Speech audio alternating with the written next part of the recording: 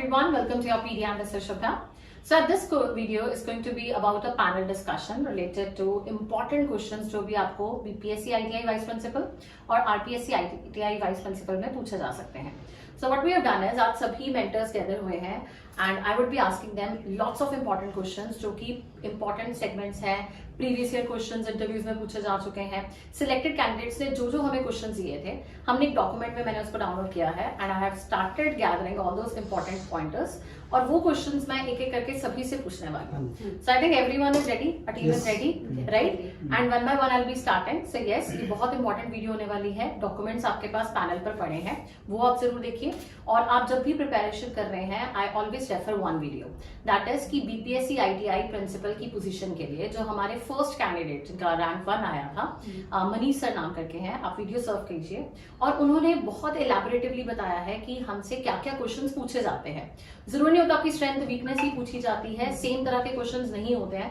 बहुत behavioural questions होते हैं, स्कीम से रिलेटेड होते हैं, गर्ल रिटेंशन रिलेटेड क्वेश्चंस होते हैं. और वो सारे क्वेश्चंस हम एक्सटेंसिव वे में आज वीडियो में डिस्कस करने वाले हैं. तो वो वीडियो का रेफरेंस भी लिंक अटैच्ड है. और plus let's start with today's video. And ये सबसे पहले क्वेश्चन मैं आपसे विजेंद्र सर आपसे पूछ रहा हूँ. और उससे पहले एक और चीज मैं रेफरेंस दूंगी स्टूडेंट्स को कि डॉक्यूमेंट्स पैनल पर पड़े हैं. हर चीज जैसे आप बीपीएससी आईटीआई वाइस प्रिंसिपल के लिए जा रहे हैं, तो जो भी आपकी करंट के क्वेश्चंस बनते हैं, जो भी आपकी केस स्टडीज बनती हैं, स्टेट के रिलेटेड अफेयर्स हैं, डॉक्यूमेंट्स हैं, तो ये सब कुछ पैनल पे है. ये आप खुद भी इसको डाउनलोड कीजिए और अपनी हार्ड कॉपी से इसको पढ़िए. फिर आप मेंटर्स के साथ 1-to-1 सेशन लगाइए. सेकेंड, एक BPSC ITI principal Manish sir के साथ हमारी रिकॉर्डिंग हुई थी, मेरी रिकॉर्डिंग थी उनके साथ. उन्होंने इंटरव्यू में बहुत छोटी छोटी चीजें कि कैसे स्टार्ट होती है मैम इंटरव्यू. जरूरी नहीं होता कि हर बार आपसे इंट्रोडक्शन से स्टार्ट किया जाएगा. कई बार वो सीधा आपके काम से स्टार्ट कर देते हैं, बिकॉज उनके पास भी लिमिटेड टाइम है, 15-20 मिनट 25 मिनट, वो डिपेंड करेगा. अब ये मत कीजिए कि मैम ये क्वेश्चन मुझसे तो पूछा नहीं गया था, कि वो इंपॉर्टेंट नहीं है. वो डिपेंड करता है हर एक के पर्सनैलिटी ट्रेट के साथ. किसी के एचआर क्वेश्चन ज्यादा आते हैं, किसी को टेक्निकल आता है, किसी के एक्सपीरियंस पे आता है. लेकिन हमें तैयारी सब कुछ करके जाना चाहिए ताकि वो कॉन्फिडेंस हम प्रेजेंट कर पाए अपने इंटरव्यू में. तो चलिए let's start with the session today. Sir मेरा पहला क्वेश्चन आपसे होगा, दैट इज कि जब भी कोई इंटरव्यू स्टार्ट होती है, मैं आईटीआई में, why you want to join ITI as vice principal, क्या आंसर? और ये क्वेश्चन बहुत ही ज्यादा फ्रेंड्स इंपॉर्टेंट क्वेश्चन है, क्योंकि नॉट ओनली फॉर आईटीआई, किसी भी ऑर्गेनाइजेशन के लिए आप जा रहे हैं तो पहला क्वेश्चन होता है कि आप ये जॉब क्यों ज्वाइन करना चाहते हैं. और ये क्वेश्चन इसलिए भी इंपॉर्टेंट है आईटीआई का, क्योंकि हमने जितने कैंडिडेट्स को मेंटर किए शुभा मैम, हमने देखा कि मेजॉरिटी आप में से जो कैंडिडेट हैं वो कहीं ना कहीं जॉब करते हैं और उस जॉब को छोड़ के आप आईटीआई में आते हैं. तो इस क्वेश्चन का आंसर जो निकलेगा वो यहाँ से निकलेगा. पहली बात कि आप आईटीआई में क्या देखते हैं, दूसरा आप कैसे उसके लिए सूटेबल हैं, क्यों आपको लगता है आपको उसमें जाना चाहिए, तीसरा अगर इसका कोई होलिस्टिक एस्पेक्ट है. तो पहला, आईटीआई की जो जॉब है उसमें वाइस प्रिंसिपल की पोस्ट मिल रही है, जो हेड ऑफ द इंस्टीट्यूट होता है. आपको अपॉर्चुनिटी मिलती है एक पूरी टीम को हेड करने की, उनसे काम लेने की. और आप इस एज में अगर वाइस प्रिंसिपल से स्टार्ट कर रहे हैं तो करियर ग्रोथ बहुत ज्यादा आगे आपके पास है. नंबर 2, आप अगर उसी स्टेट से हैं, जैसे बिहार के लिए जा रहे हैं और बिहार से ही हैं, तो ये बिहार के जो कैंडिडेट है वो ये आंसर कर सकते हैं that I want to serve in my own state. And जो इसका ऑब्जेक्टिव है आईटीआई वाइस प्रिंसिपल की जॉब का, ओवरऑल जो ऑब्जेक्टिव है वो ये है कि जो अनएम्प्लॉयड यूथ हैं उन यूथ को इतनी स्किल दी जाए कि वो इंडस्ट्री में जाके जॉब कर सकें, जिससे आप उन यूथ की अनएम्प्लॉयमेंट प्रॉब्लम भी सॉल्व कर रहे हैं और इंडस्ट्री को एक स्किल्ड मैन पावर भी दे रहे हैं. तो यहाँ पे 2 जगह पे आप बेनिफिट कर रहे हैं. एक तो अपनी स्टेट के लोगों को एम्प्लॉयमेंट, और दूसरा अपनी स्टेट में जो इंडस्ट्रीज हैं उनको स्किल्ड मैन पावर दे रहे हैं. तीसरा, इसमें आपको बहुत अपॉर्चुनिटीज मिलती हैं फॉरवर्ड बैकवर्ड लिंकेजेस करने की, कि जो आपके रूरल एरिया में लोग हैं, पेरेंट्स हैं, आप उनको इन्फॉर्म कर सकते हैं इतनी अच्छी अपॉर्चुनिटीज के लिए. प्लस आपके जो ऊपर की तरफ हैं, जैसे डायरेक्टर वगैरह हैं, उनके साथ कोऑर्डिनेट कर सकते हैं, इंडस्ट्रीज के साथ कोऑर्डिनेट कर सकते हैं. तो ये एक ऐसी जॉब है, आप अगर असिस्टेंट इंजीनियर हैं या इंडस्ट्री में कहीं जॉब कर रहे हैं तो शायद आप अपना काम कर रहे हैं, लेकिन यहाँ पे आपको पूरे इकोसिस्टम के साथ इंटरेक्ट करने की अपॉर्चुनिटी मिलती है. और लास्ट में आप ये बता सकते हैं कि मेरा टेम्परामेंट इसमें है, कि मैं जो जॉब करता हूँ उसमें मैं ये चीजें कर रहा हूँ. मैं जहाँ जॉब कर रहा हूँ वहाँ पे आईटीआई के लड़के आते हैं बहुत ज्यादा, और वो अच्छी जॉब कर रहे हैं, टाटाज में जॉब कर रहे हैं, तो मेरे को वहां से अपॉर्चुनिटी मिली कि अगर किसी की स्किल बढ़ाई जा सके तो उनको अच्छी अपॉर्चुनिटी मिल सकती है. तो अपने स्टेट के लिए उस एस्पेक्ट पे आंसर कर दीजिए. दूसरा आपका टेम्परामेंट, तीसरा आप करियर में जो ग्रोथ देख रहे हैं वो क्या इसमें ग्रोथ है, चौथा होलिस्टिक स्किल इंडिया मिशन के साथ ये सारा लिंक है. तो सर कुछ मैं ऐड करना चाहूंगी, जैसे अगर आप कुछ जार्गन्स डालना चाहते हैं तो it will be career progression, हाँ जी। Growth enrichment in terms of knowledge, Right. आपकी सूटेबिलिटी फॉर द प्रोफेशन जो आप ऑलरेडी लीड करके आए हैं, Right. और प्लस आप young birds of your own state उनको आप कैटर करना चाहते हैं, उनको आप एडवांस लेवल पे देखते हैं। That would be the first question. Second question पूछा मैम आपसे, सर ने अभी एंडिंग किया कि जो बैकग्राउंड होता है आप उससे भी रिलेट कर सकते हैं, तो आप कैसे बताएंगे कि मैं सूटेबल हूँ इस पोजीशन के लिए, मेरा बैकग्राउंड है या मैंने लीडरशिप रोल परफॉर्म किया है, तो कैसे सूटेबिलिटी को डिपिक्ट करना चाहिए? ओके, सो अपनी सुटेबिलिटी को आप डिपिक्ट कर सकते हैं अपने पास्ट एक्सपीरियंसेस और by giving the example, like आपने कोई प्रोजेक्ट किया हो जहाँ पे अपने लीडरशिप क्वालिटीज को दिखाया हो, टीम बिल्डिंग दिखाई हो, जो भी आपका एक्सपीरियंस है वहाँ पे कोई भी प्रोजेक्ट अगर किया है तो आप शेयर कर सकते हैं। Great, okay. या सो आई थिंक प्रोजेक्ट को आप लीजिए, और भी आपने कुछ स्किल्स, सॉफ्ट स्किल्स किए हैं, टेक्निकल स्किल्स होते हैं। जब भी आप बताते हैं ना सूटेबिलिटी, हमेशा ये मत बोला करो कि मैंने ये प्रोजेक्ट किया, वो किया, ये बहुत चीजें नहीं हमने कैटर करनी है।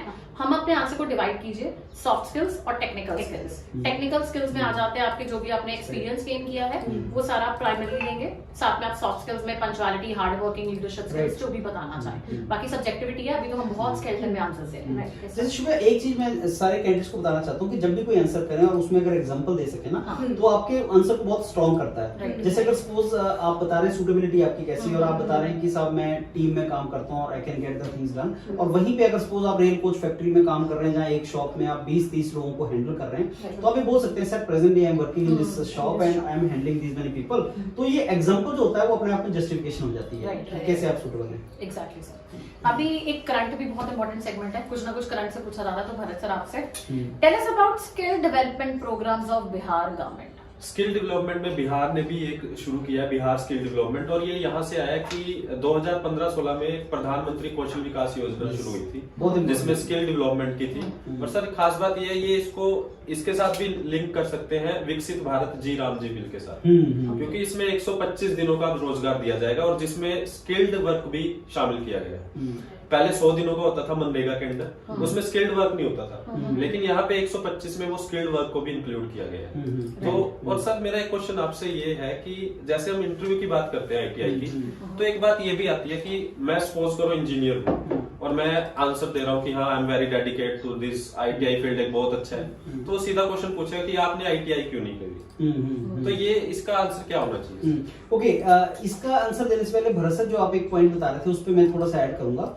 कि स्किल डेवलपमेंट से रिलेटेड जितनी स्कीम्स है स्टेट गवर्नमेंट की, कैंडिडेट्स को बताना बहुत इंपॉर्टेंट है कि वो उनसे ज्यादा इंपॉर्टेंट आपके नेशनल स्कीम्स होती हैं। जैसे आपने कौशल विकास, प्रधानमंत्री कौशल विकास योजना से स्टार्ट किया जो एक फ्लैगशिप प्रोग्राम है। अब स्टेट की भी अपनी स्कीम्स होती हैं, लेकिन सारी की सारी वहीं से निकल के आई होती हैं, क्योंकि ministry of skill development and entrepreneurship जो है वो MSDE, वो एक मेन मिनिस्ट्री है जो इस चीज को देखती है। हर स्टेट में भी ऐसी मिनिस्ट्रीज हैं, लेकिन जब स्कीम्स की तैयारी करें फ्रेंड्स, तो आप सेंटर स्कीम और स्टेट स्कीम्स दोनों का तैयार करें, वो पूछेगा दोनों ही, और उस पर भरत सर आपके वीडियोस भी बने हुए हैं। हाँ जी, हाँ जी सर। आपका क्वेश्चन जो आपका था बहुत ही रेलिवेंट है, और ये क्वेश्चन 2-3 तरीके से पूछा जाता है। पहला कि साहब आप आईटीआई में लोगों को बोल रहे हो कि इंडस्ट्री जॉब्स के लिए आप तैयार करो, लेकिन आप खुद गवर्नमेंट जॉब के लिए एस्पायर कर रहे हो, यहाँ बैठे हो गवर्नमेंट जॉब के लिए। और सबसे बड़ा लैकुना एक यही है, आईटीआई में जो कम कैंडिडेट एनरोल करते हैं उनका सबसे बड़ा लॉजिक ये होता है कि साहब यहाँ से जॉब मिलेगी इंडस्ट्री में, लेकिन मेरे को जाना है सरकारी नौकरी में, तो क्या यहाँ पढ़ के मैं सरकारी नौकरी के लिए जा सकता हूँ? उससे अच्छा मैं 3 साल तैयारी करूँ, कोचिंग करूँ और सरकारी नौकरी की तरफ जाऊँ। ये सबसे बड़ा रीजन है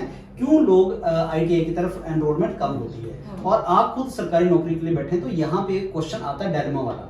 अब इसका आंसर कि आप खुद क्यों इसमें जाना चाहते हैं, आप ये इसमें बोल सकते हैं कि आप अगर कैपेबल हैं कि आपको इंजीनियरिंग में एडमिशन मिले, तो आपको इंजीनियरिंग में जाना चाहिए, क्योंकि suitability as per your academic background आपको देखना है।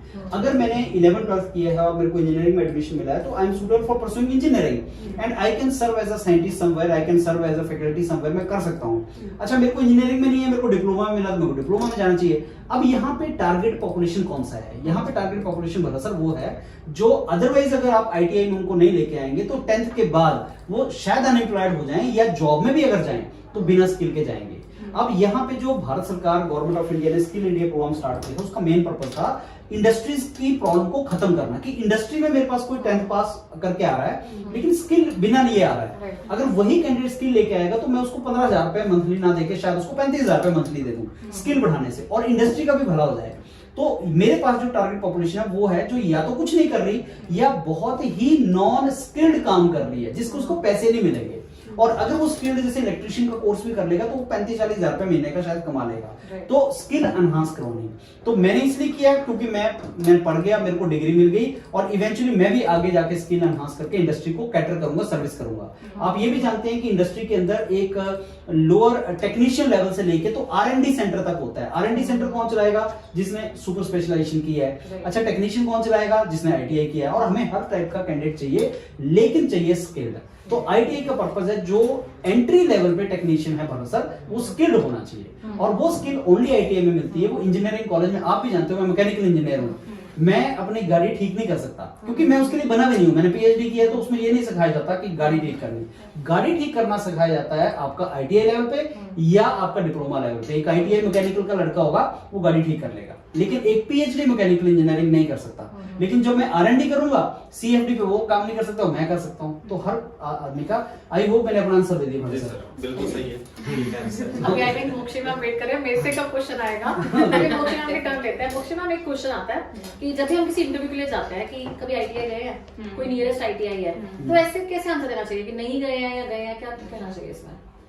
Yes friends, so this is one of the most important question जो आपसे पूछा जाता है और आपको डेफिनेटली ITI सेंटर्स जो है विजिट करना चाहिए क्योंकि आपको वहाँ के चैलेंजेस पता चलेंगे, what kind of state they are living in, किस तरह के सिनेरियोज हैं, वो आंसर करके आपके आंसर्स जो है ऑथेंटिक हो जाएंगे, जेन्युइन हो जाएंगे, बिकॉज आप खुद से अंडरस्टैंड कर रहे हो कि वहाँ पे क्या प्रॉब्लम्स है और किस पे मुझे वर्क करना है, राइट? सो आपको डेफिनेटली इस तरह से आंसर करना चाहिए कि yes definitely I have visited there and वहाँ पे मैंने काफी सारे चैलेंजेस देखे, वहाँ के वाइस प्रिंसिपल से बात की, इंस्ट्रक्टर से बात की एंड मे बी आप लैब्स विजिट कर सकते हो with approval of vice principal और प्रिंसिपल और अकॉर्डिंगली अपने आंसर को और इम्पैक्टफुल बना सकते हो। मैम इसमें एक चीज ऐड करूंगा, जैसे लास्ट टाइम एक कैंडिडेट ने मेरे से पूछा कि सर मैं जा तो नहीं पाया क्योंकि मैं झूठ बोल दूं कि मैं गया हूँ। आंसर है मत बोलना। रीजन क्योंकि जो क्वेश्चन पूछेंगे ना मैम वो ऐसे होंगे कि आपको किससे मिलेगा। अच्छा, फिर आप कौन सी लैब में गए तो उनको ना पता लग जाएगा। जब आप आंसर कर रहे होते हैं तो ब्लफ पकड़ा जाता है फ्रेंड्स। या तो आप चले जाओ, अगर नहीं जा पाए तो आप प्लीज बोल दो मैं नहीं जा पाया, तो झूठ ना बोले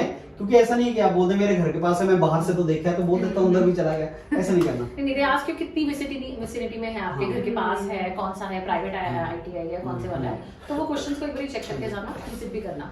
अच्छा, जो ऑलरेडी एक्सपीरियंस कैंडिडेट्स होते हैं पूजा मैम, आई थिंक ऑलरेडी कई MNCs में काम करते हैं, बहुत अच्छी रेप्यूटेड ऑर्गेनाइजेशंस में काम करते हैं, तो उनकी सैलरी ज्यादा होती है और बहुत को डाउट होता है कि मुझसे पूछा जाएगा कि आप कम सैलरी में अब क्यों आना चाहते हैं, फाइनेंस बहुत इंपॉर्टेंट है, आप ITI में क्यों आ रहे हैं, आप इतनी अच्छी सैलरी और इतने ईयर्स से काम कर रहे हैं, ये नहीं है आप 1-2 साल से काम कर रहे हैं, बहुत साल हो गए हैं, तो how to answer this? Yes, basically सबसे अच्छा गुड एडवांटेज इस पर्टिकुलर पोजीशन का ये है कि ये एक एजुकेशन सेक्टर है, राइट? और एजुकेशन के जो चैलेंजेस हैं वो हर एक इंसान from the very beginning face करता है। अब आप जब प्रिंसिपल की पोजीशन के लिए जाएंगे तो आपको पता है कि हमारे पर्टिकुलर एरिया में कहाँ चैलेंजेस हैं।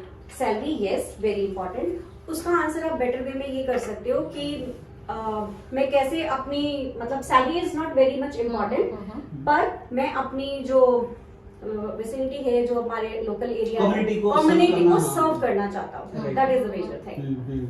इसमें एक चीज होती है फ्रेंड्स की सैलरी ना एक फैक्टर है और वो एक लेवल तक सेटिस्फेक्शन देता है। जो मास्लो की नीड हायरार्की में भी हम पढ़ते हैं, बेसिक लेवल है ये। सैलरी नहीं होगी तो डिससेटिस्फेक्शन आएगा। लेकिन मान लो कि मेरी सारी नीड्स 50,000 पे एज ऑफ नाउ अगर मीट हो रही हैं तो मेरे को 60,000, 70,000, 80,000 जैसे मिलता चला जाएगा, खुशी होती है।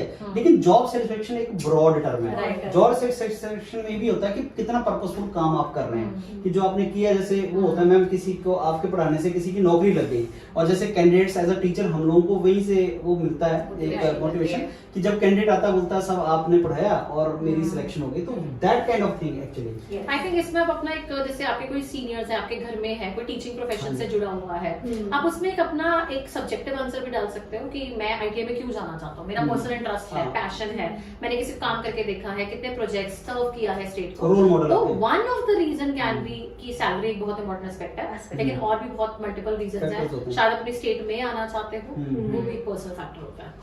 एनीवन एल्स बहुत अच्छा कर रहे थे, कोई ऐड करना चाहते हो? सर मेरा एक क्वेश्चन है, जैसे हम देखते हैं ना ITI को उस नजरों से नहीं देखा जाता कि अगर स्टूडेंट कुछ नहीं कर पा रहा तो उसे ITI में डाल दो, कि last to the last option है। तो इसका क्या रीजन है, क्या लगता है आपको? सर ये सोशल टैबू जो है ना उसके रीजन है कुछ। सोशल टैबू का सबसे पहले रीजन है कि अगर आप हायरार्की देखोगे टेक्निकल एजुकेशन की तो सबसे पहले तो आ जाते हैं सब आपके इंजीनियरिंग कॉलेजेस, फिर आपके आते हैं डिप्लोमा पॉलिटेक्निक्स, फिर आते हैं ITIs। तो जब आप ITI बोलते हो तो पहले मेंटल एक वो होता है कि साहब ये टेक्निकल एजुकेशन है, सबसे लोअर लेवल का जो आपका एक एकेडमिक कोर्स है वो परस्यू कर रहा है। तो पहला तो दिमाग में लोगों की ये होता है, तो सोशल टैबू यहाँ से आता है। दूसरा मैं ये बोलूंगा कि जॉब जो लग रही है, ये फैक्ट है, ये अब हम लोग इसमें एज अ चैलेंज भी देखते हैं कि जो जॉब ये प्लेसमेंट्स लगता है, मैं बात करता हूँ बिहार की या राजस्थान की, इंडस्ट्रियल हब्स बहुत ज्यादा नहीं है। अब जहां पे एक ITI है, अगर आप पूछें कि ITI की रिक्रूटमेंट होगी कहाँ, इंडस्ट्रीज में होगी। अगर इंडस्ट्रीज कम है तो जॉब कम रहेगी, और अगर लगी भी तो सैलरी कम मिलेगी। और अगर आपको सैलरी कम लगी और ITI में आप जाते हैं उसके बाद, तो ये लोग परसेप्शन बन जाता है ITI से तो सैलरी कम लगती है। अभी एक वाइड स्प्रेड परसेप्शन बन गई। तीसरा मैंने आपको बताया कि हमारी कंट्री के अंदर अभी भी क्या है कि साहब जो गवर्नमेंट जॉब्स हैं प्रेस्टिजियस हैं, स्टेबल जॉब है, अच्छी सैलरी मिलती है, और हमेशा आदमी कंपैरिजन उसके साथ करता है। अब क्या होता है कि जब गवर्नमेंट जॉब की हम बात करते हैं तो ITI के बाद कितने एग्जाम्स के लिए आप एलिजिबल हैं और डिप्लोमा के बाद कितने एलिजिबल हैं, उसमें डिफरेंस है। तो कैंडिडेट जरूर सोचते हैं भाई ITI तो तूने कर लिया, क्या तेरे को गवर्नमेंट जॉब के लिए तो एलिजिबल है। इंजीनियरिंग के बाद जैसे आप एलिजिबल होते हैं, बहुत सी गवर्नमेंट जॉब लिख सकते हैं, तो पेरेंट्स को भी होता है कि इंजीनियरिंग के बाद गवर्नमेंट जॉब के लिए भी ट्राई करेगा और प्राइवेट में तो जा ही सकता है। जो ITI में स्कोप कम है, ये सारे के सारे टैबूज हैं उसके साथ जुड़े हुए। लार्जली कि आप जॉब कहाँ लगेगी, मेरा गया था, और रोल मॉडल होते हैं। ये लड़का भी निकला है, अभी ऐसे घूम रहा है, कुछ कर नहीं रहा है। ये बिल्कुल फैक्ट है कि जो ITI से निकले हैं लड़के, वो क्या वो जॉब कर रहे हैं। हम सेल्फ एम्प्लॉयमेंट की बात करते हैं, लेकिन सेल्फ एम्प्लॉयमेंट आसान नहीं होता, उसमें चैलेंजेस है। और इसलिए क्या होता है कि जब आपको दिखता है कि 20-50 लोग वैसे ही घूम रहे हैं, तो पेरेंट्स मोटिवेट फील नहीं करते कि अपने बच्चों को वहां भेजा जाए। सर इसको मैं अगर बीटेक के साथ कंपेयर करूं तो बीटेक में भी ऐसा हमें देखने को मिलता है कि ज्यादातर बच्चे अनएम्प्लॉयमेंट ही है। एग्रीड, बट आप जानते हैं कि वो तैयारी कर रहे हैं गवर्नमेंट जॉब की, UPSC की। आप ये भी जानते हैं कि बीटेक के बाद अगर मैं UPSC की तैयारी कर रहा हूं तो जब तक मेरी एज पूरी नहीं होती, पेरेंट्स ये फील लेते हैं कि IAS बन जाएगा किसी न किसी दिन। Understand sir? सोशल टैबू वही खत्म हो जाता है सर। हाँ जी। अच्छा, अब मेरा क्वेश्चन आता है, जो भी कैंडिडेट्स PhD या स्टडीज में है, राइट, अभी तक था जॉब वालों के लिए कि आप सैलरी ज्यादा ले रहे हैं या कैसे सूटेबिलिटी करेंगे। तो विजेंद्र सर, आपसे मैं पूछना चाहूंगी कि जो स्टूडेंट ऑलरेडी सपोज कीजिए PhD में बैठा है, वो वर्किंग है, खत्म होने वाली है इसकी PhD, उसके पास और भी बहुत अच्छे ऑप्शंस मिल सकते हैं, वो प्रोफेसर बन सकता है, लेक्चरर की आएगी, तो वो क्यों ITI में आना चाहता है? How to justify? ये बहुत ही इंपॉर्टेंट और बहुत ही क्रिटिकल क्वेश्चन है, इसका आंसर करना, और इसके लिए प्रैक्टिस फ्रेंड्स करनी पड़ेगी। यही क्वेश्चन शुभ मैम ऐसे ही पूछा जाता है कि आप तो ओवर क्वालिफाइड हो, ये जॉब है बीटेक के बेस पे, आप वो PhD MTech भी कर चुके हो, ओवर, ऐसे भी पूछा जाता है। और आपको रिसर्च फैसिलिटी मिलेगी नहीं यहाँ पे, क्या आपको रिसर्च में इंटरेस्ट नहीं है? साहब बिल्कुल है, तो यहाँ रिसर्च कैसे करोगे? तो वहां फंस जाता है आदमी। इसका आंसर फ्रेंड्स कैसे करना है कि सर मैंने PhD जो किया था, तो सर्टेनली मेरे को इंटरेस्ट है एकेडमिक्स में, टीचिंग में और इन डोमेन्स के अंदर। अब मेरे को अगर अपॉर्चुनिटी मिल रही है एक वाइस प्रिंसिपल बनने की, तो सर मैं ये समझता हूं कि मेरे को और भी ज्यादा होलिस्टिक ऑब्जेक्टिव सर्व करने का पर्पस इसमें है, क्योंकि यहाँ पे मैं उस स्ट्रेटा के साथ डील करूंगा जिनको स्किल एनहांस करके मैं जॉब दिलवा सकता हूँ। जहां तक बात है सर PhD की, तो मैंने ये जरूर लर्न किया है कि लैब्स एस्टेब्लिश कैसे करनी है, टेक्नीशियंस से काम कैसे करना है उनके साथ मिलके, और किस तरीके से R&D करके आप कोई नई चीज क्रिएट करोगे। और जो ITIs हैं वो आज की डेट में इमर्जिंग टेक्नोलॉजीज आ रही हैं, आज की डेट में नए ट्रेड्स आ रहे हैं, इंडस्ट्री का कोलैबोरेशन करना है।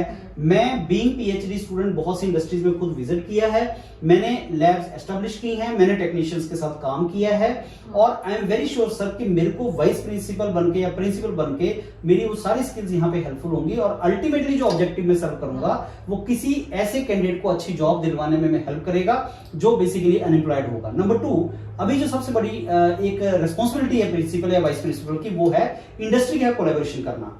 मैंने आपको बताया कि प्रिंसिपल का रोल जो है मैडम यहाँ पे कोलैबोरेशन का भी है, कोऑर्डिनेशन का भी है, एडमिनिस्ट्रेटर का भी है, मैनेजर का भी है। तो मेरे को पंचायती राज बॉडी से लेके गवर्नमेंट ऑर्गेनाइजेशन से लेके इंडस्ट्री से लेके सब क्या कोलैबोरेट करना पड़ेगा। और अगर मैंने PhD किया है तो मेरे को वो कोलैबोरेशन करना आसान है। जैसे आज आप जानते हो कि साहब मैं डॉक्टर विवेक हूं, डॉक्टर पंकज हूं, तो अगला आदमी जो आपको उस तरीके से डील करता है, तो मेरे को लगता है आप अपनी क्वालिफिकेशन से आप अपने ITI की रेपुटेशन को भी ऊपर ले जा सकते हो, क्योंकि वो ऑथेंटिसिटी वहां भी आती है। राइट। सर अभी आप बता रहे थे रूल्स ऑफ ITI प्रिंसिपल, तो पूछा मैं आपसे ये क्वेश्चन शिफ्ट करती हूँ कि आप बताइए एक प्रॉपर एक्सपैंडेड वे में कि अगर पूछा जाए कि आपको अगर मैं हायर करता हूँ, राइट, तो क्या सूटेबिलिटी कैसे आप अपनी जस्टिफाई करेंगे, क्या रोल्स एंड रिस्पॉन्सिबिलिटीज आप निभाएंगे? सर ने कुछ बताई है, आप प्लीज एड ऑन कीजिए। ओके, जो जॉब रिस्पॉन्सिबिलिटीज हैं वो डाइवर्सिफाई हैं।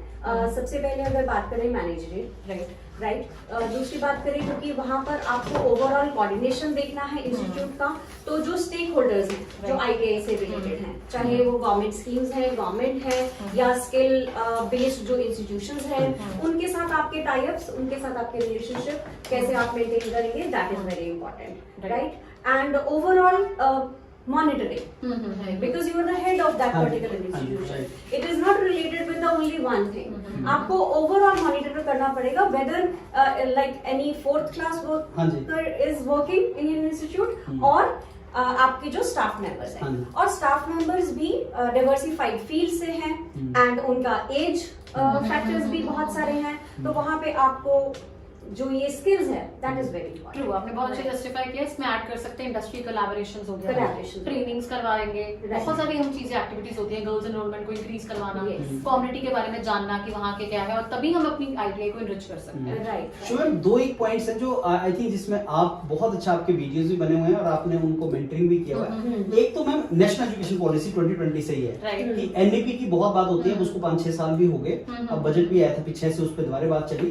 तो एनईपी में स्किल से रिलेटेड जो कई बार क्वेश्चन पूछा है कि एनईपी स्किल के बारे में क्या बोलता है। हमारे एजुकेशन सिस्टम का हमेशा से क्रिटिसिज्म रहा है कि ये हैंड ऑन एक्सपीरियंस नहीं देता, ये थ्योरेटिकल लर्निंग है, तो उसके ऊपर थोड़ा सा पॉइंट्स आप। सर अभी आपने बोला जैसे हैंड ऑन एक्सपीरियंस नहीं देता, मतलब वोकेशनल ट्रेनिंग नाम की चीज है, हमें बोला होलिस्टिक डेवलपमेंट, ये चीजें ऐड ऑन हो चुकी है। जैसे पहले 10+2 सिस्टम, हमने 10+2 से लिया, राइट? अब क्या हो गया 5+3+3+4, और अब जेलसी भी होती है कि बच्चे कभी भी एग्जिट कर सकते हैं, क्रेडिट्स अर्न कर सकते हैं, मतलब उनके पास इतने एडवांटेजेस हैं कि आपकी होलिस्टिक डेवलपमेंट में क्या क्या चीजें आती हैं। जैसे सर ने बोला कि हमें ट्रेनिंग्स बहुत, आप अर्ली टाइम पे अर्निंग स्टार्ट कर सकते हो। द रीजन है कि आप साल की आपने लर्निंग की, कुछ आपने इंटर्नशिप, और उसका भी नाम दिया जाएगा, आपको सर्टिफिकेशन दी जाएगी, आपको हर, चाहे आप साल बाद करो, 2 साल, 3 साल, 4 साल, आपको सर्टिफिकेशन ऐड ऑन की जाती हैं, स्किल्स पे आपके ज्यादा ध्यान दिया जाता है, होलिस्टिक डेवलपमेंट होती है, वोकेशनल ट्रेनिंग होती है। Last but not least sir, NEP का एक सबसे बेनिफिट मैं बोलूंगी, आप किसी भी लैंग्वेज में और आप साइंटिफिक और जो जनरल कोर्सेज हैं उसको ऐड ऑन कर, मतलब कि कॉम्बिनेशन बना सकते हैं, तो ये सबसे बेस्ट चीज है which I say कि एक बहुत ही इंपॉर्टेंट पॉइंट जो कैंडिडेट हमेशा ऐड कर सकते हैं कि इंटर्नशिप एक चीज हम जानते हैं।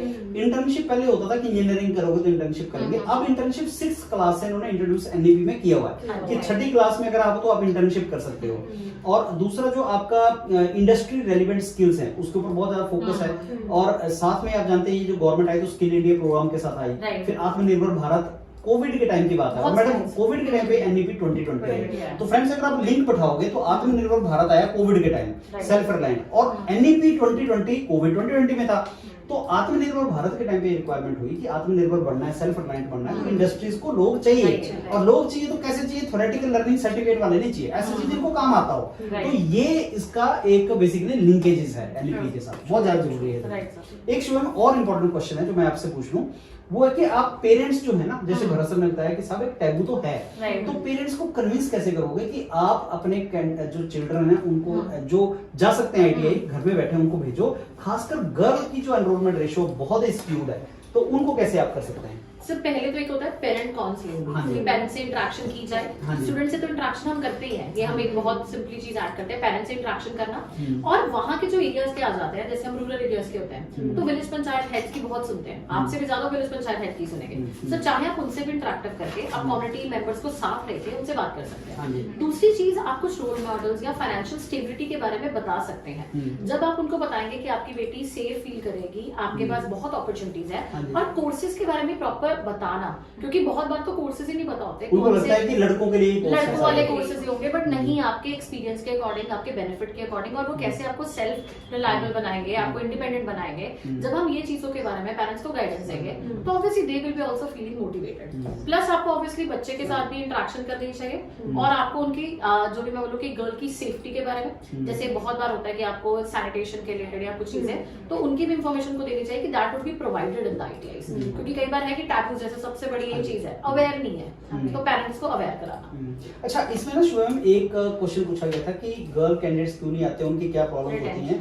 देखो, एक बार कम्यूट करना भी एक इशू हो सकता है कि साहब घर से वहां तक जाना एंड ऑल, तो एज अ प्रिंसिपल आप उस चीज को फोकस कर सकते हैं कि अगर गर्ल्स को आना है। सर आई थिंक डिपेंड करेगा, क्योंकि कई आईटीआईज बहुत कम है, कईयों में हॉस्टल्स फैसिलिटी ऐड कर दी है इन्होंने, ये चीज सर ने बहुत अच्छी उठाई है, लेकिन ये आप पे डिपेंड करेगा कि आपके घर के पास जो आईटीआई था अब जो न्यू ITIs बन रहे हैं उसमें हॉस्टल फैसिलिटीज भी ऐड कर रहे हैं, उसमें अगर आप अकोमोडेशन भी करते हैं वो डिस्टेंट ITIs के लिए, बट अब ITIs में अपने आप को रूट अप कर रहा है कि कुछ कुछ किलोमीटर्स के डिस्टेंस पे आप कर सकते हैं अपने आप को। तो एक पॉइंट ऐड करूं फिर मैं पूजा मैम को देता हूं कि आपने ट्रेड्स की बात किया, तो कौन कौन से ट्रेड्स हैं, ये बहुत ज्यादा पूछा जाता है कि नए ट्रेड्स कौन से आ रहे हैं। राइट, हाँ। अब शुभम कुछ ट्रेड ऐसे हैं जो प्रो गर्ल्स पे बहुत ज्यादा ट्रेड्स हैं। वो ट्रेड्स बेसिकली क्या है कि जैसे आप AI ML ये चीज है।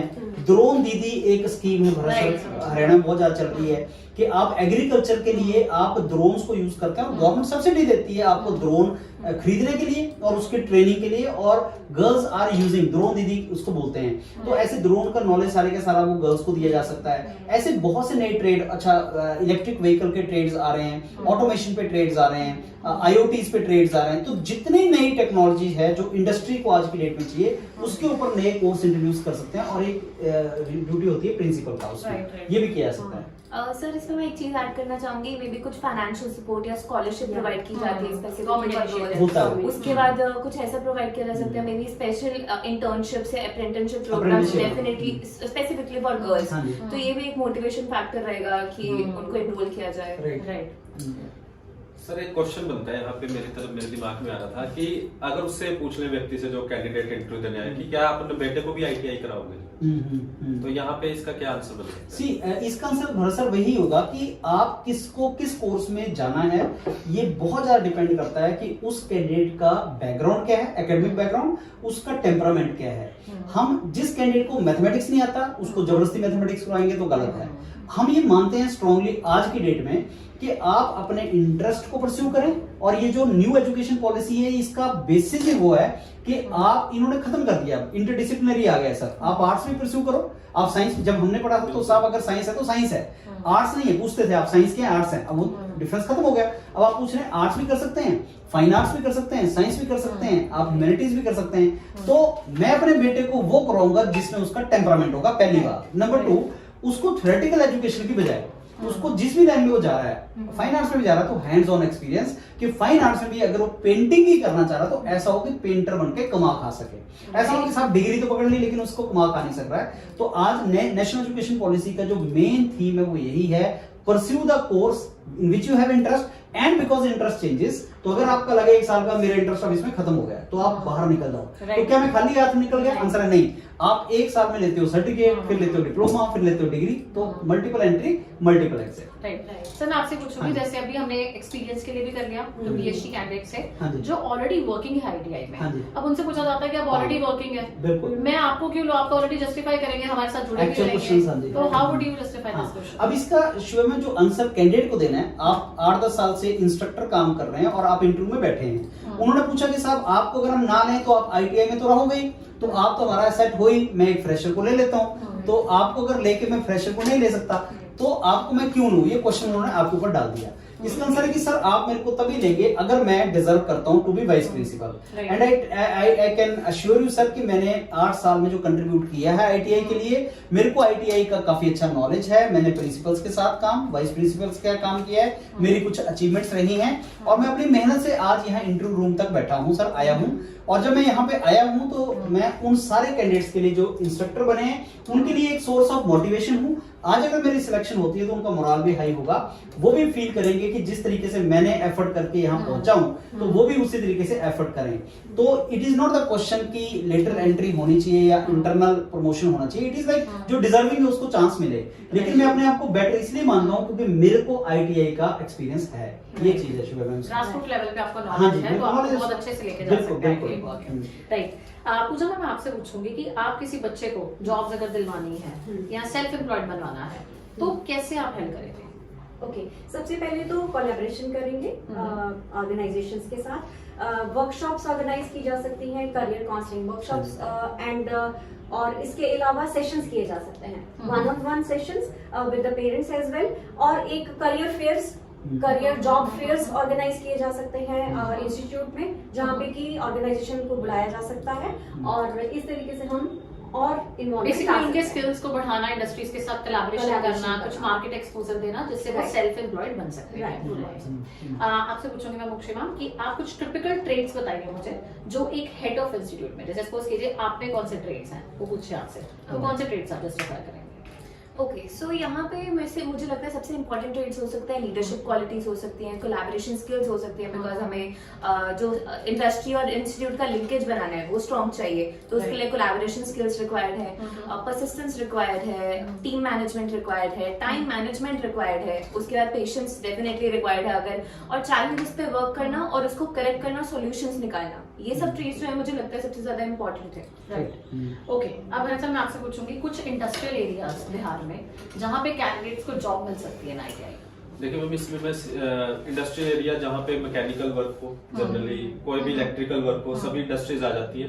और खास बात अभी बजट की मैं बात करूंगा, फॉरेन डायरेक्ट इन्वेस्टमेंट पे पूरा जोर हो रहा है गवर्नमेंट का, और MSME पे भी 30% तक की कैपिटल सब्सिडी दी जा रही है MSME पे, प्लस 40 करोड़ तक का बेनिफिट दिया जा रहा है। तो इस तरह की बहुत सारी स्कीम्स आई हुई है जिससे कि बहुत सारी इंडस्ट्रीज वहाँ पे बिहार में लगेंगी। क्योंकि अगर जैसे मैं यहाँ पे बात करूँ एक जम्मू कश्मीर की, अभी जम्मू कश्मीर नई यूटी बनी थी, तो उसमें क्या किया कि वहाँ पे इलेक्ट्रिसिटी फ्री कर दी, तो जिसके कारण सारी इंडस्ट्रीज वहाँ पे गई, क्योंकि इलेक्ट्रिसिटी बिल ही एक इंडस्ट्री का कई करोड़ आ जाता है, तो वही बच जाएगा। तो इस वजह से वहाँ पे तो इस तरह की स्कीम्स कुछ ना कुछ स्टेट्स लाती रहती है, जिससे वहाँ पे इंडस्ट्रीज आए ज्यादा से ज्यादा, और जैसे ही ITI वाले हैं उनको जॉब्स वगैरह मिलती रहे। भाई सर, इसमें मैं ऐड करूंगा कि फ्रेंड्स आप एक जरूर देख लेना कि अगर आप किसी ऐसे एरिया से हैं जहां पे ऑलरेडी इंडस्ट्रीज हैं, तो ये क्वेश्चन आपसे जरूर आता है। जैसे हाजीपुर है, वैशाली के आसपास तो बहुत एक इंडस्ट्रियल हब है, मुजफ्फरपुर है, पटना के अंदर पर्टिकुलर टाइप की स्मॉल, जैसे सर बता रहे थे, स्मॉल मीडियम स्केल मैन्युफैक्चरिंग बहुत ज्यादा होती है। फिर बेगूसराय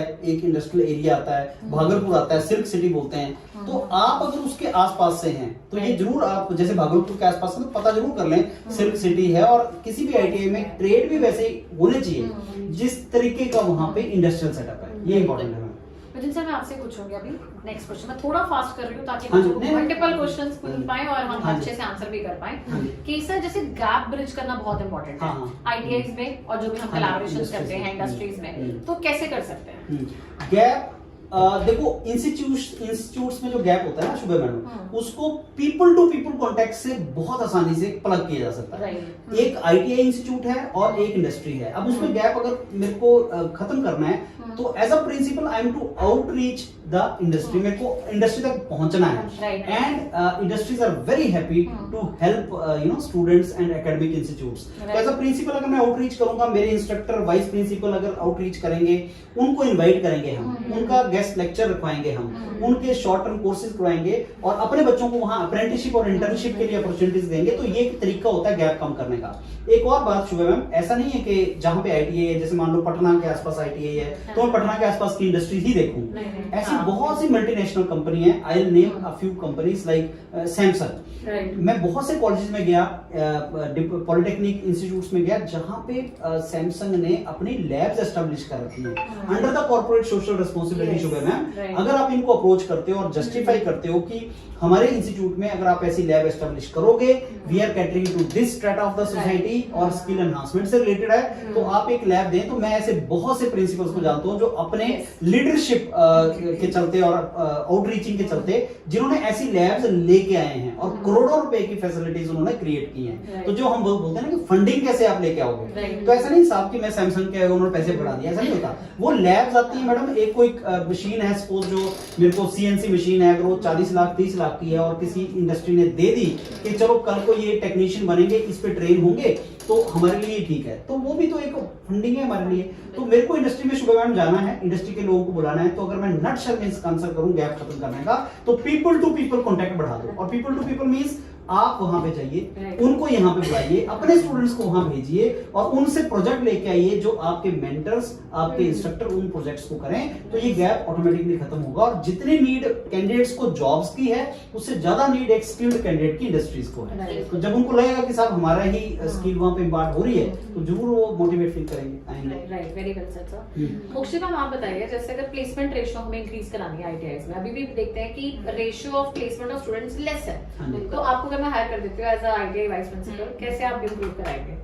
ओके, सो जैसे अभी सर ने बताया कि people to people connection required है, तो मे बी MOU साइन कर सकते हैं इंडस्ट्रीज के साथ, इंडस्ट्रीज को कनेक्ट कर सकते हैं, कुछ हम अपना जो करिकुलम है उसको अपडेट कर सकते हैं, जो करंट इंडस्ट्री की नीड्स है उसके साथ कनेक्ट करके कुछ स्पेशल सेल बना सकते हैं प्लेसमेंट के लिए या करियर डेवलपमेंट के लिए, सो दैट उनको एक मोटिवेशन मिले और उनको एक प्रॉपर स्किल सेट मिले, ताकि वो अगर वहां जाए तो इंडस्ट्री को भी उस लेवल का एम्प्लॉयर मिले। सो ये कुछ चीजें हैं जो हम ऐड ऑन कर सकते हैं प्लेसमेंट रेशियो बढ़ाने के लिए। इसमें एक चीज ऐड करूंगा शुभम, कि हर ITI के अंदर आपको ध्यान होगा, हमारे पास कई पिछली बार कैंडिडेट्स आए वाइस प्रिंसिपल के इंटरव्यू के लिए जा रहे थे, जो ITI के अंदर प्लेसमेंट कोऑर्डिनेटर का काम कर रहे थे। मतलब there is a department known as placement department of career development cell, और उसमें कोऑर्डिनेटर होते हैं, उनका काम डेडिकेटेड यही होता है।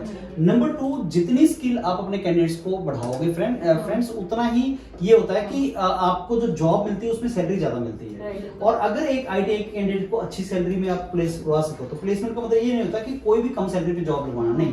प्लेसमेंट का मीनिंग हमें ये होना चाहिए कि हम अच्छी जॉब लगवाएं जो कैंडिडेट डिजर्व करता हो, तो उसके लिए हम उसकी स्किल बढ़ाएं, उसी को पहले ट्रेनिंग दिलवाएं, और अप्रेंटिसशिप और इंटर्नशिप उसके लिए एक अच्छी अपॉर्चुनिटी है।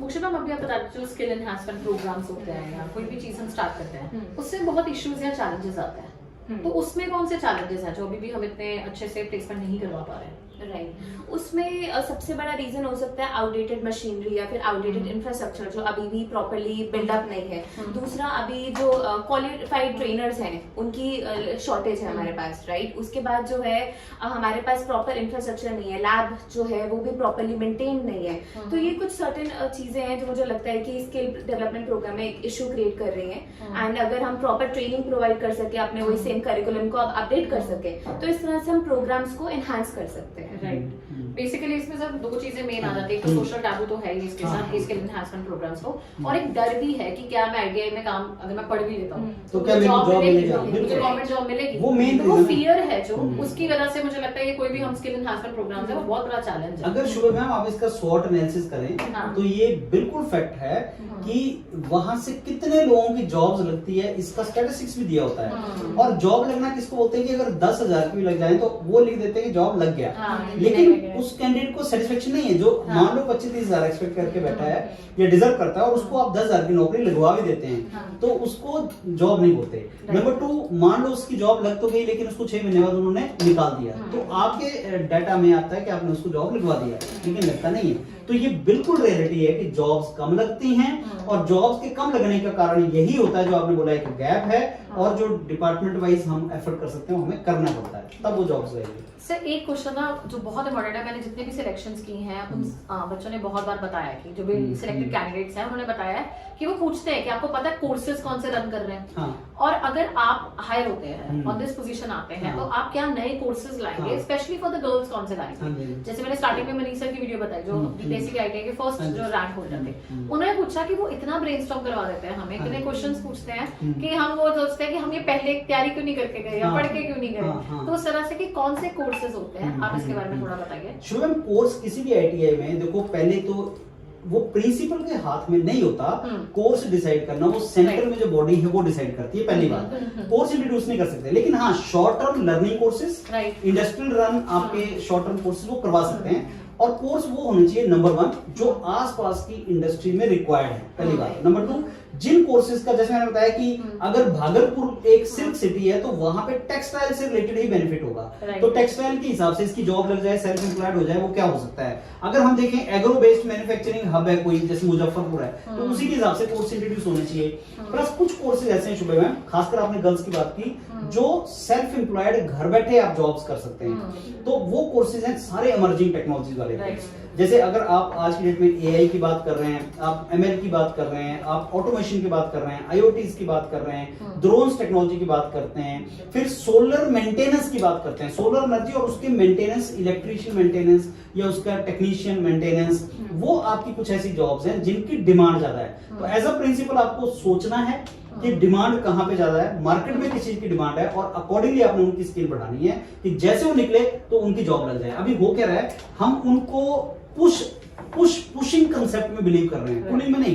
पुशिंग होता है कि आपने इनकी स्किल एनहांस की, आपने इसको ये स्किल दे दी, अब बोला कि जाओ मार्केट में, और मार्केट बोल रहे हो अब इनको लो क्योंकि हमने इनको ये स्किल दी है।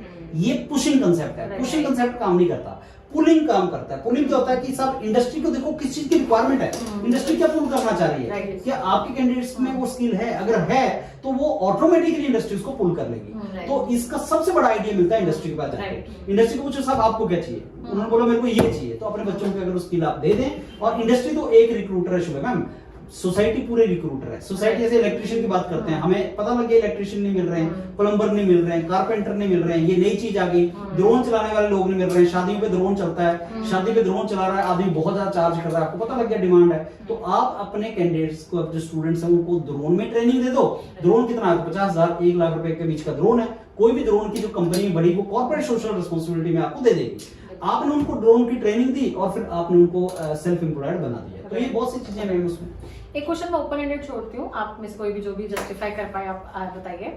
जैसे बहुत बार पूछा जाता है कि आप बाहर से आ रहे हैं, you are not a part of ITI, आपको हम सिलेक्ट करते हैं, जो ऑलरेडी मेंटर्स हैं, जो ऑलरेडी इंस्ट्रक्टर्स हैं हमारे पास, वो बहुत सालों से काम कर रहे हैं और आपके एज में भी आपसे बड़े हो सकते हैं। आप कैसे कन्विंस करेंगे हमें कि आपको हायर किया जाए, कि आप पूरे इंस्टीट्यूट को सिंगल हैंडेडली हैंडल भी कर लेंगे, उनसे काम भी करवा लेंगे, और एट द सेम टाइम कि एक प्रॉपर, हम बोलते हैं ना, एक स्ट्रक्चर की ग्रीवियंसेस या फिर कुछ डिसऑर्डर्स ना चले, तो कैसे कन्विंस करना चाहिए? तो मैं तो इसमें ऐड करूंगा ही, ओके। सो इसमें फ्रेंड्स क्या होता है, मेरे को स्ट्रांगली शुरू में क्या लगता है इसमें, कि अगर आपको अपनी एक्सेप्टेबिलिटी एंड अडेप्टेबिलिटी किसी भी ऑर्गेनाइजेशन में बढ़ानी है, तो आपको पहले तो you are to observe, you are to watch, you are to learn from others, and then through your discipline and performance you have to convince others. पहले आप चाहे प्रिंसिपल लगे हो, वाइस प्रिंसिपल लगे हो, आपको पहले वहां जाके ऑब्जर्व करना है, instead of very first day कि आई एम प्रिंसिपल, सो आज से सारी की सारी जो यहाँ सत्ता चेंज हो गई और गवर्नमेंट चेंज हो गई, उसको करने के बजाय आप पहले ऑब्जर्व करें, आप सबसे समझें, आप सबको रिस्पेक्ट करें, और अगर आप में डिसिप्लिन है और अगर उनको आपकी इंटेंशंस क्लियर होता है कि साहब ये कुछ पॉजिटिव करना चाहते हैं, इंटेंशन करना चाहते हैं, तो एक्सेप्ट करेंगे। Number 2, there is a concept in Japanese which is called Kaizen. Kaizen is continuous improvement but very gradual improvement. और PDCA साइकिल होता है जिसमें क्या होता है कि साहब जो आप चेंज लाना चाहते हैं उसको आप सडनली अगर लाने की ट्राई करेंगे तो कभी चेंज सक्सेसफुल नहीं होगी। अगर लेकिन आपने देख लिया कि चेंज लाने का स्कोप तो है, मैं चेंज लाना भी चाहता हूँ, और हम जानते हैं एज अ ह्यूमन बीइंग कि change, there is always a resistance, there is a inertia to change. So if I want to bring that change, I need to do it gradually, slowly.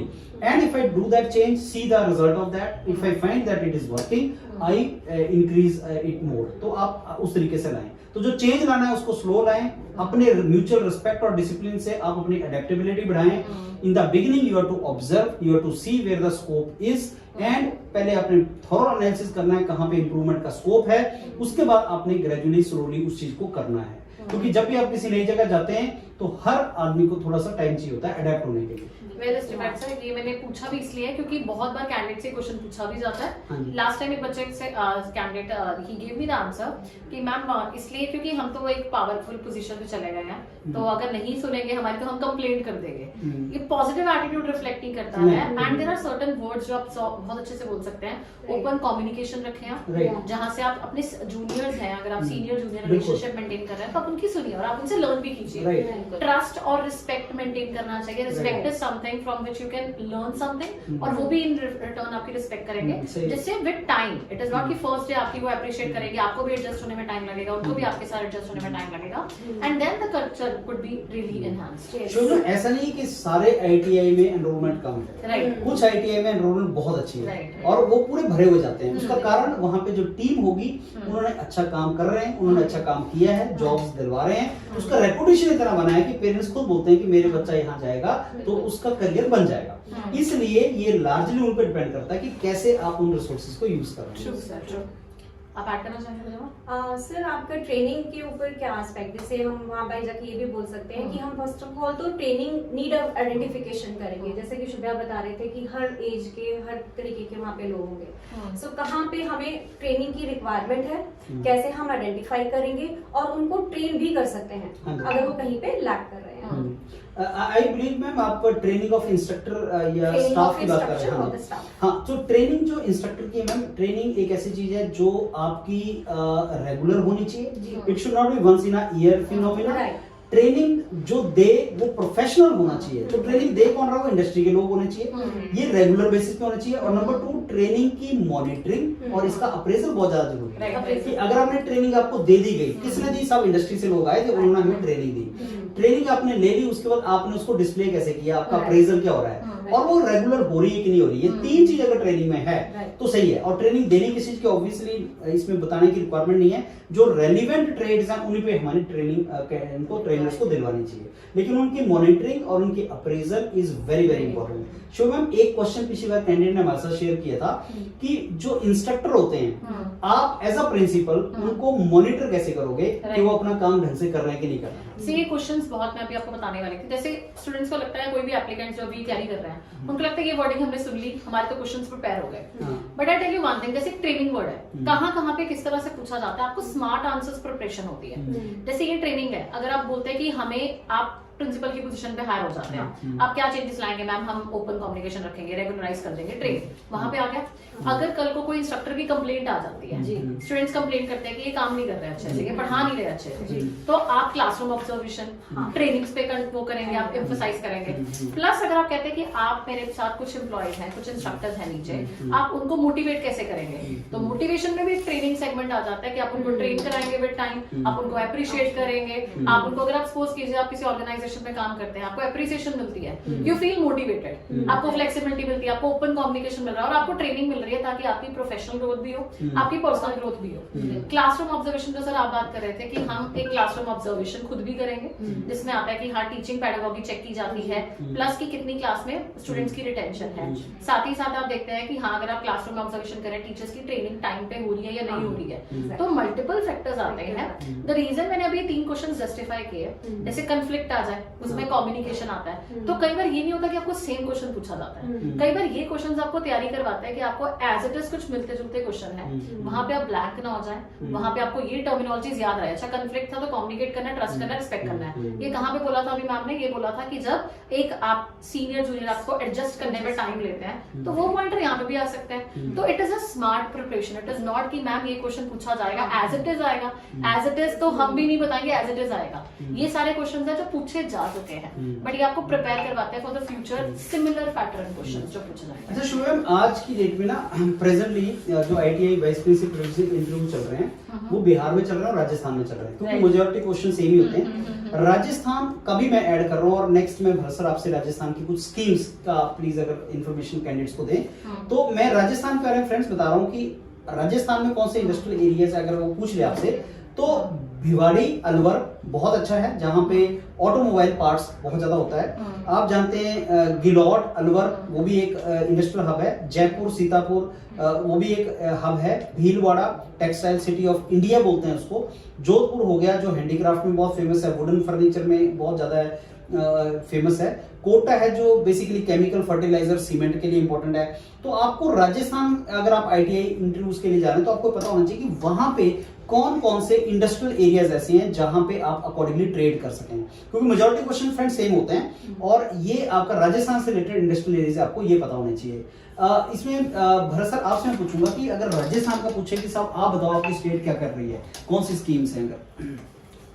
Sir जैसे मैं यहाँ पे बात करूँ, एक तो वही आ जाती है इसमें मुख्यमंत्री कौशल विकास योजना, हाँ जी, इस पे बहुत ज्यादा फोकस हो रहा है क्योंकि हाँ, स्किल की बहुत ज्यादा कमी पड़ रही है देश में। और यहाँ पे सर राजस्थान में सोलर को लेके भी काम चल रहा है, तो इससे रिलेटेड भी बहुत सारी इंडस्ट्रीज आ रही है क्योंकि सोलर एनर्जी को लेके वहाँ पे काम चल रहा है, तो इससे रिलेटेड भी वहाँ पे काम देखने को मिल रहा है। तो ओवरऑल इनका जो मेन पोर्टल अगर मैं बात करूँ, अभी बजट में भी इनकी बात हुई थी, बजट में लगभग 350 मिलियन का इनका टारगेट है कि वहां तक पहुंचना है, और उसमें भी इसी की बात हुई है कि हमें ज्यादा से ज्यादा 20,000 करोड़ के आसपास मेरे ख्याल से इन्होंने इसी सेक्टर को दिया, इंडस्ट्री सेक्टर को, कि यहाँ पे डेवलपमेंट वगैरह होगी। अच्छा, तो ये लेटेस्ट इंफॉर्मेशन काफी इंपॉर्टेंट है।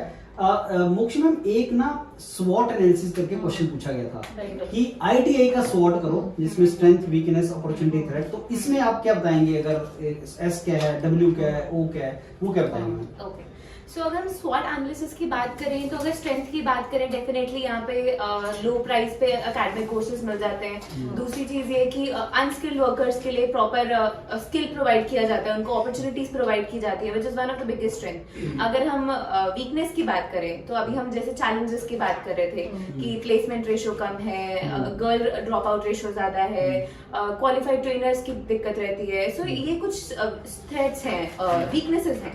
अगर हम थ्रेट की बात करें या फिर अगर हम पहले अपॉर्चुनिटी की बात करें तो काफी सारी अपॉर्चुनिटीज मिलती हैं, जैसे कि इंडस्ट्री को स्किल्ड वर्कर्स की रिक्वायरमेंट बहुत ज्यादा है, तो वो एक अपॉर्चुनिटी है उनके लिए। और अगर हम थ्रेट की बात करें तो थ्रेट ये है कि टेक्नोलॉजी कितनी रैपिडली चेंज हो रही है, तो उसके साथ आपको अपडेट रहना है, वो एक वन ऑफ द थ्रेट है जो आईटीआई फेस कर सकता है। सर मेरा एक क्वेश्चन है यहाँ पे, जैसे हम वहाँ पे बात चल रही है और आप इंटरव्यू में कह रहे हो कि हाँ I am very dedicated to ITI, तो एक क्वेश्चन ये भी बन सकता है कि ऐसा कोई एग्जांपल दीजिए जहाँ पे आपने देखा कि आईटीआई करके एक स्टूडेंट बहुत हाई लेवल पे पहुंचा, तो ऐसा कोई एग्जांपल भी क्या हमारे से वो क्वेश्चन ऐसा पूछ सकते हैं? देखिए सर, अगर आप बोल रहे हैं कि जो नेशनल फेमस हो तब तो वो डिग इन करना पड़ेगा, ऑब्वियसली हर कैंडिडेट को भी डिग इन करना पड़ेगा, क्योंकि वो आईटीआई नहीं, जिसने डिप्लोमा भी किया है या जिसने डिग्री भी किया है वो भी उस टाइम पे सडनली दिमाग में चीजें आती नहीं, पहली बात। लेकिन हाँ, आप जहां इंटरव्यू देने जा रहे हैं वहां पे आपके कोई सीनियर उनका एग्जांपल जरूर कोट कर सकते हैं, क्योंकि अगर आपने आईटीआई किया है तो आप ऐसे बहुत से आईटीआई के कांटेक्ट में होते हैं सीनियर्स के, जो आप बता सकते हैं कि हाँ सर मैं जानता हूँ, मेरे एक सीनियर थे जो अब टाटा में काम कर रहे हैं, और ये एक बहुत बड़ी अपने आप में इनपुट है क्योंकि उन्हीं को देख के आप ज्वाइन किए थे। नंबर 2, ऐसे बहुत से आपके फेमस पर्सनैलिटीज भी होंगे जिन्होंने स्टार्टिंग तो आईटीआई से किया है, फिर डिप्लोमा किया, फिर डिग्री किया, फिर वो बहुत अच्छी जगह पे बैठे हुए हैं, पर क्योंकि ये जर्नी थोड़ी सी लंबी हो गई और लोग जो परस्यू करते हैं एजुकेशन ये इंडस्ट्री के अंदर ही करते हैं, तो इसका बहुत ज्यादा चीजें विजिबिलिटी भी नहीं होती। लेकिन अगर आपसे कोई सक्सेसफुल रोल मॉडल पूछेगा तो आपको वो रोल मॉडल जरूर बताना है सर जो आप जानते हैं आईटीआई से निकला है और किसी अच्छी इंडस्ट्री में अभी काम कर रहा है, वो होना चाहिए। कई बार पूछा जाता है कि बहुत ही आप क्या नए इनिशिएटिव लोगे अगर आप प्रिंसिपल बनते हो शुभ में, तो आप जैसे आज प्रिंसिपल बने तो क्या नए इनिशिएटिव लेना चाहोगे?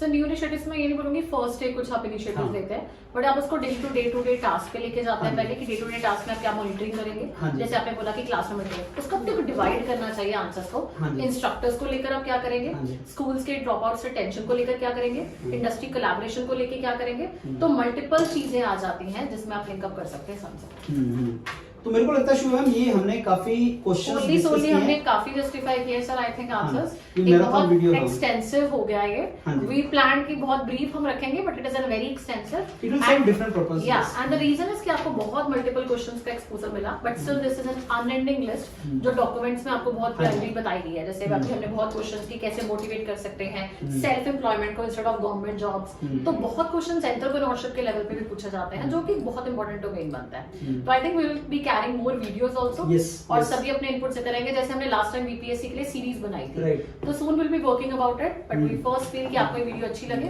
और आपको ये बहुत एक्सटेंसिव और नॉलेजेबल लगी हो।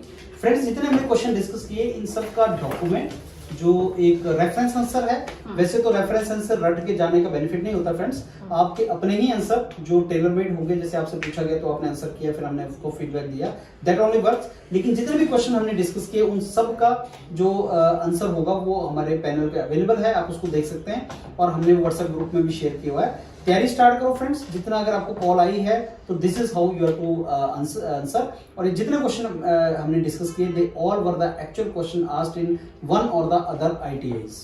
Thank you.